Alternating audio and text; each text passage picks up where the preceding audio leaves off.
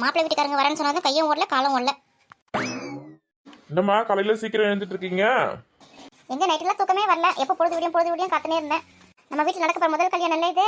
அதான் உனக்கு தான் நல்லா கல்யாணம் பண்ணி வைக்கணும்னு பார்த்தேன். ஊரறிய உலக அறிய கல்யாணம் பண்ணணும்னு பார்த்தேன். நீ தான் அரேஞ்ச் மேரேஜ் பண்ண வேணாம், லவ் மேரேஜ் தான் பண்ணிப்பேன்னு சொல்லிட்டு ஒத்த காலையில் நின்று ஒட்டி வந்து வச்சிருக்கிறேன். இன்னும் எழுந்தாலா இல்லையான்னு தெரியல. அது எதுக்குமா இப்போ பேசின்னு இருக்கீங்க? ஆமா, இப்போ அதை பற்றி பேசினா டென்ஷன் தான் ஆகும். நல்ல இதில் எதுக்கு? நீ எங்கே வாக்கிங் போயிட்டு வரியா? ஆமாம்மா, ஒரே பனியா இருக்குது.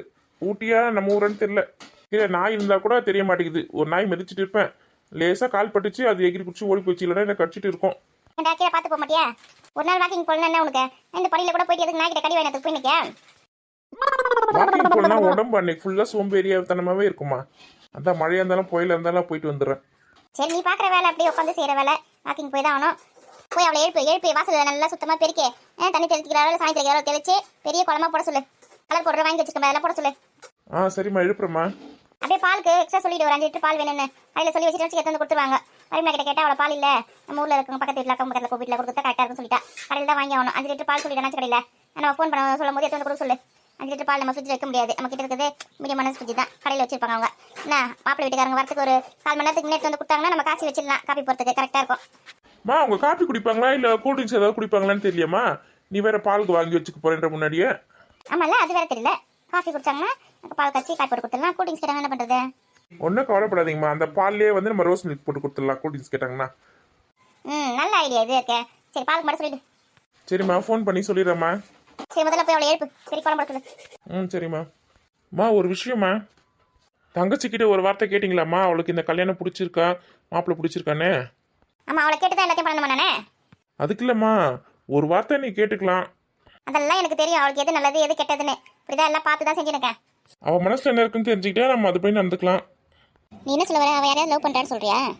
நான் அப்படி சொல்லலம்மா, அவளுக்கு இந்த கல்யாணத்தில் விருப்பமா இல்லையான்னு கேட்க சொல்கிறேன், அவ்வளோதான். அவள் ஏன் பொண்ணு, புரியுதா? நான் யாரை கை நீட்டி என்ன தான் நீ கல்யாணம் பண்ணிக்கணும்னு சொல்கிறேன்னா அவளை தான் கல்யாணம் பண்ணிப்பாவா. அவள் ஒன்றும் உன்ன மாதிரி கிடையாது. நானும் உங்கள் பையன் தானம்மா. நீ வேணா என் பையனாக இருக்கலாம், ஆனால் அவங்களுக்கு வந்து என் மேலே கொஞ்சம் கூட பாசமே கிடையாது.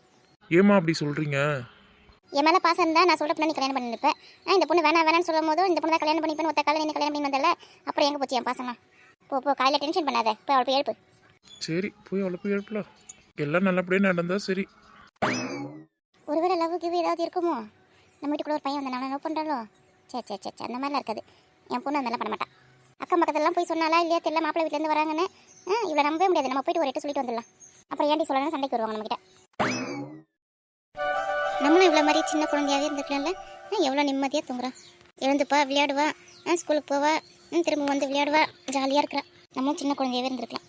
நம்ம சின்ன வயசில் இருக்கும்போது நம்ம பெரிய பசங்களானா நம்ம நினச்சபடிலாம் செய்யலாம், நினச்சபடிலாம் இருக்கலாம் அப்படின்னு தோணும். பெரிய பசங்களான பிறகும் அந்த மாதிரி இருக்க முடிய மாட்டேங்குது. அம்மா அப்பா என்ன சொல்கிறாங்களோ அதுதான் செய்யணும்.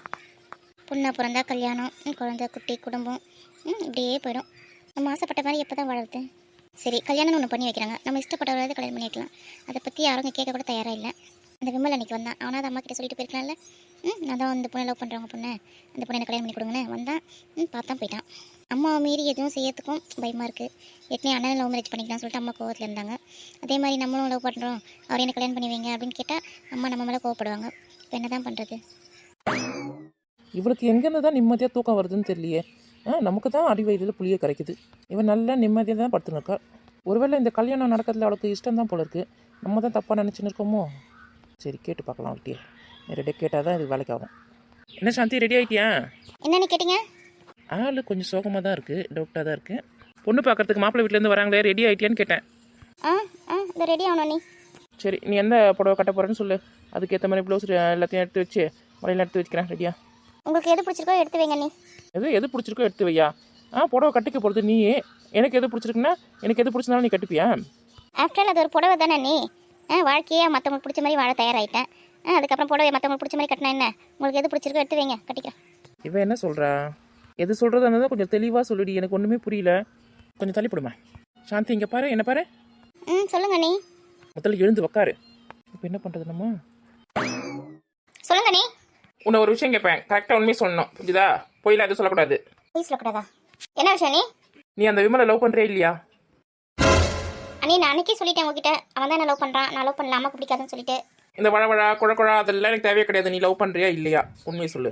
அது வந்து நானும் தான் லவ் பண்ணுறேன். ஆனால் அது வந்து அம்மாக்கு பிடிக்காதே. அவங்களுக்கு பிடிக்கும் பிடிக்காது அதை விட நீ உனக்கு ஓகே தானே? எனக்கு ஓகே தான் நீ. சரி மடம் குளிச்சுட்டு புது படம்லாம் வச்சுக்கேன் பாரு, எடுத்து கட்டிக்கினேன் வந்து சேரு. எங்க நீ? உனக்கு கல்யாணம் அதுக்கு தான். போங்க நீங்க வேற. மாப்பிள்ளை வீட்டுக்காரங்களாம் வந்துருவாங்க. பொண்ணு பக்கத்துக்கு வராங்களா, சீக்கிரம் ரெடி ஆகு. நீங்க என்ன நீங்க சொல்றீங்க? ரெடியா வரனே. உங்கள் அம்மா பற்றி தான் உனக்கு தெரியல. உங்கள் அம்மாவோட நேரடியெல்லாம் எதிர்க்க முடியாது. நம்ம வேறு வழி பார்த்துக்கலாம். இன்றைக்கி வந்து பொண்ணு பார்த்துட்டு போட்டோம், அதுக்கப்புறம் நம்ம வேலையை பார்க்கலாம். பொண்ணு பார்த்துட்டு பொண்ணு ஓகே கல்யாணம் வச்சுக்கலாம் அப்படின்னு சொல்லிட்டாங்க. என்ன பண்றது? அவங்க என்ன பண்ணுறாங்களோ அவங்க பண்ணட்டும். நம்ம பண்ண வேண்டியதை நம்ம பண்ணலாம். என்ன நீ பண்ண போறீங்க? அதெல்லாம் இப்பயே சொல்ல முடியாது. நீ முதல்ல எழுந்து கிளம்பு. என்ன பண்ண போறேன்னு எனக்கே தெரியாது. என்ன வந்து என்ன பண்ண போறேன் என்ன பண்ணுவேன் கேட்டுன்னு காப்பேன். ஏதோ ஒன்று பண்ணுவோம். இந்த அண்ணியை நம்பலாமா? நம்பலாம். அவங்க விட்டால் நமக்கு வேற வழி கிடையாது. எப்படியாவது விமலுக்கு நம்மளை கல்யாணம் பண்ணி வச்சிருவாங்க. உடனே விமலுக்கு ஃபோன் பண்ணி சொல்லலாமா? வேணாம் எல்லாரும் வந்து போட்டோம், அதுக்கப்புறமா ஈவினிங்காக கால் பண்ணலாம்.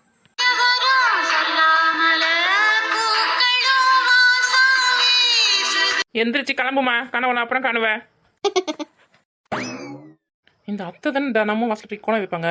இன்னைக்கு என்ன குளம் வைக்க சொல்லியிருக்காங்க? ஏதோ நமக்கு தெரிஞ்ச குளத்தை போடலாம். அதை பார்த்தாது பயந்து மாப்பிள்ளை வீட்டுக்காரங்க ஓடி போட்டோம். இந்த கோலம் மாவு எங்கே தான் வைக்கணும்னு தெரியல. அது வேறு அரிசி மாவில் தான் கோலம் போடணும் அடம் பிடிக்கும். ஐயோ இப்போ தானே ஞாபகம் வருது, பரோட்டா செய்கிறோம். நம்ம தானே கிச்சனுக்கு எடுத்துன்னு போனோம் அரிசி மாவை. அங்கே தான் இருக்குது. பேசாமல் அந்த மாதிரி ஒரு பரோட்டாவை போட்டுடலாமா இன்றைக்கி? சாப்பிட்டுட்டு எல்லாரும் எகிரி குதிச்சு ஓடட்டும். ஒன்றும் வேணான்னு. அதோட என் வீட்டுக்காரன் என்னை வீட்டு விட்டு துரத்தி விட்டுருவான். எப்போன்னு காத்துனுக்கான். இதுதான் சாகன்னு துரத்தி விடுவான். நம்மளோட அட்டாக்கு எப்பவுமே நேரடியாக இருக்கக்கூடாது, மறைமுகமாக இருக்கணும். என்ன பண்ணலாம் யோசிக்கலாம். அதை ஹெல்ப் பண்ணுறேன்னு சொல்லிட்டு அதுக்கிட்ட போய் கேட்கலாம். அரிசி மாவு இருக்குதா காலி ஆயிடுச்சுன்னு தெரியலையே. அரிசி மாவு பரோட்டா செய்கிறேன்னு காலி பண்ணிட்டோம். இது கோதுமை மாவா கடல மாவான்னு தெரியல. இதுலேயே குழம்பு போட்டுடலாம். கேட்டால் அரிசி மாவில் மஞ்சத்தூள் கலக்கி மங்களகரமாக போட்டிருக்கேன் அப்படின்னு சொல்லி ஏதாவது ஒன்று சமாளிச்சிடலாம். சாயங்காலமாக தான் அரிசி வைக்கணும் அரிசி மாவு குழம்புறதுக்கு. இல்லை நாளைக்கு கண்டுபிடிச்சிடும் அவன் வந்து அரிசி மாவில் போல் கோதுமை மாவில் தான் குழம்பு போட்டிருக்கான்னு. வல்லவனுக்கு புல்லும் ஆயுதம்ன்ற மாதிரி எது இருந்தாலும் நாங்கள் வேலை செய்வோம். அது இல்லை இது இல்லைன்னு கவலையே படக்கூடாது. எப்பயுமே ரங்கோலி போட்டு எப்படி அசத்துறேன் பார். கோலத்தை வந்து மாடு தின்னாம பார்த்துக்கணும். ரோஜா பூ நிறைய பூத்துருக்கு நம்ம வீட்டில். பறிச்சு எடுத்துன்னு போயிட்டு பெரிய பொண்ணு வீட்டில் கொடுத்தாலோ மாப்பிள்ளை வீட்டிலேருந்து வரவங்க கொஞ்சம் கொஞ்சம் வச்சுப்பாங்க. 4 கிலோ 50 ரூபா 60 ரூபா விற்கிது. இந்த பூ நல்லா பூத்துருக்கு. இந்த மாதிரி பூத்துருக்க பூவாக பறிச்சுன்னு போகலாம். இது நல்லா அழகாக இருக்குது. ஒரு கிண்ணத்துலன்னா என்ன ஒயர் கூடையெல்லாம் போட்டு வச்சுக்கணும். எடி பசங்களா அந்த ஒயர் கூடையை கொஞ்சம் எடுத்துன்னு வாங்கடி. நம்ம கூப்பிட்றது அவங்களுக்கு காதே கேட்காது. கேட்டாலும் காது கேட்காத மாதிரி தான் இருப்பாளுங்க. என்னக்கா கிளம்பிட்டியா? நான் எங்கடி கிளம்புனேன்? இன்னும் கிளம்பலடி. இந்த பசங்களை காலேஜுக்கு அனுப்பிச்சிட்டு அப்புறமா தான் நான் கிளம்பணும். நீங்கள் காலையில் எங்கே போயிடா? பசங்களுக்கு அவருக்கும் தக்காளி சாதம் மாதிரி கிளறிட்டு முட்டை வேக வச்சு கொடுத்துருந்தானே முட்டை எடுத்து போனக்கா. எப்படி இருந்தாலும் மதியத்துக்கு நம்ம பெரிய பொண்ணு வீட்டில் தான் சாப்பிட போகிறோம். நமக்கு தேவை சாப்பாடு. எங்கள் மாமியார் என் கூட வந்துருவாங்க. இந்த பசங்களுக்கும் எங்கள் வீட்டுக்காரங்க மட்டும் தான் சாப்பாடு. ஆமாம் தக்காளி சாதம் மாதிரி கிளறிட்டு முட்டை வேக வச்சு கொடுத்துட்டு அனுப்பிச்சிட்டு வச்சுக்கா அவங்க சாப்பிட்ருவாங்க. ஓ சிம்பிளாக செய்கிறீங்களா மேடம்? இது உங்களுக்கு சிம்பிளா? வெங்காயம் தக்காளி இஞ்சி பூண்டு எல்லாம் போட்டு தக்காளி தொக்கு செஞ்சு முட்டையை வேக வச்சு போட்டு கொடுக்குறது உங்களுக்கு சிம்பிளா? புளி சாதம் தான் கொஞ்சம் சிம்பிள். தக்காளி தொக்குலாம் செய்யல கொஞ்சம் கஷ்டம் தான். ஆமாம் உன்னை பொறுத்த வரைக்கும் கஷ்டம் தான்மா. சரி பசங்க எதுவுமே ஸ்கூலில் விட்டுட்டு அப்படியே வந்துட்டு பெரிய பொண்ணு வீட்டுக்கு போயிடலாம். அவங்க 10 மணிக்கெலாம் மாப்பிள்ளை வீட்டுக்காரங்க வந்துருவாங்க. முன்னாடியே போனால் தான் 1-2 வேலை நம்ம செஞ்சு தர முடியும். காப்பி போட்டு தரது மிச்சர்லாம் தட்டில் போட்டு வைக்கிறது அதெல்லாம் பண்ணலாம். நீ வந்து பொண்ணு கொஞ்சம் மேக்கப்லாம் பண்ணி விடு. அவளுக்கு அதெல்லாம் தெரியாது. சுடிதார் பேண்ட் சட்டை போட்டு சுற்றினப்பா புடவெல்லாம் கட்டி விட நெத்தி சுட்டு அழகாக வச்சு விட. சீக்கிரமாக பண்ணால் அதெல்லாம் செய்ய முடியும். இங்கேயே உட்காந்து 10 மணி இருக்கா மாப்பிள்ளை வீட்டுக்காரங்க வந்தே போயிடுவாங்க போல இருக்குது. அடாடா பெரிய பொண்ணோட மாமியார் கூட இவ்வளோ கற்று மாட்டாங்க போல இருக்குது.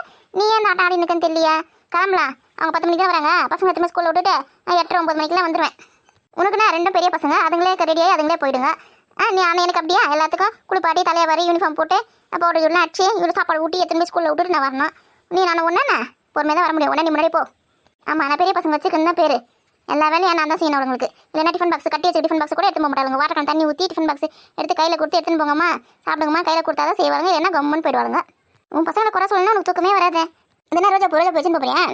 இல்லடி பெரிய பொண்ணு வீட்டுக்கு தான் எடுத்துன்னு போகிறேன். அவங்க மாப்பிள்ளை வீட்டுக்காரங்க வருவாங்க. தட்டில் போட்டு வச்சுட்டு ஸ்லைட்லாம் வச்சுட்டு வச்சுக்கேன். ஆளுக்கு ஒன்று எடுத்து தலையை சொல்லிப்பாங்க. நல்லா வேலை பண்ணப்போ.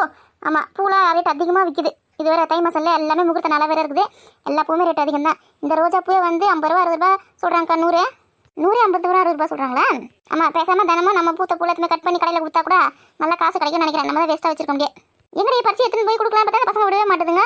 அழகாக இருக்குது பறிக்காதமான்னு சொல்லுதுங்க. இந்த 1-2 பூ பறிச்சதுக்கே கற்றுங்க. இன்னைக்கு வந்து ஃபங்க்ஷன் இருக்கே பெரிய பொண்ணு வீட்டில் அப்படின்னு சொன்னால் தான் கம்மன் இருப்பாங்க. ஒரு 50 பூவை பறிச்சு எடுத்துன்னு கொடுக்கணும். ஓ அவ்வளோ கூட்டம் வருமா?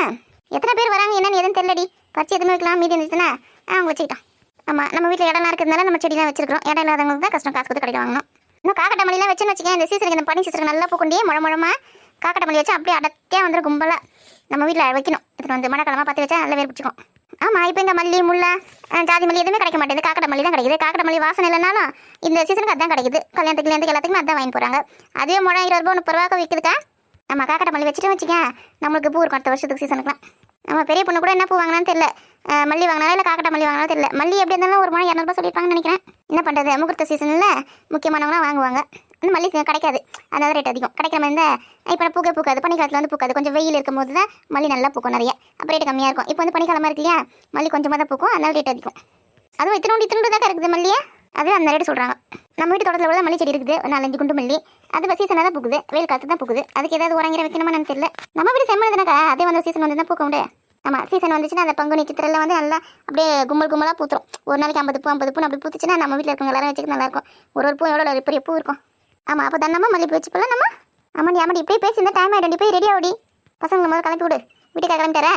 அவர் குளிச்சுன்னு இருக்காருக்கா.